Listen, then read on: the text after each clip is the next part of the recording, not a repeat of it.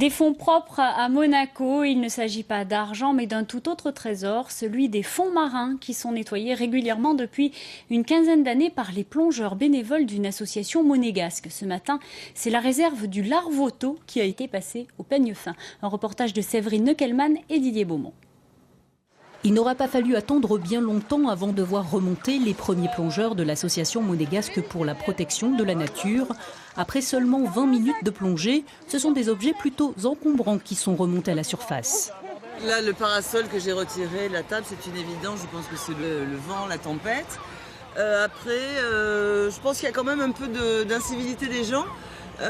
On a des poubelles qui sont disposées tout le long de la plage et malgré tout on retrouve des canettes de coca, des fourchettes, des verres, des bouteilles et autres. Donc ça, je pense qu'avec un petit peu d'attention de la part des gens, on aurait moins de déchets au fond.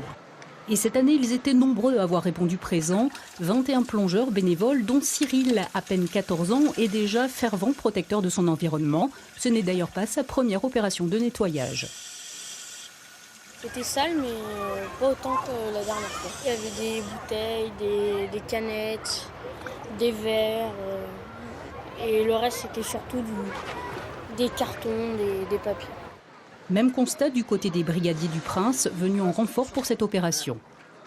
En termes de déchets, oui, on en a ramassé, mais malheureusement, il n'y a pas que l'action humaine locale, il y a aussi tout ce qui nous a ramené du large. Donc finalement, notre action est utile parce qu'on la nettoie complètement, mais au constat, on n'est pas tellement envahi de déchets, pas dans des proportions démesurées et très choquantes. La présidente de l'association reste cependant prudente, la saison estivale commence à peine.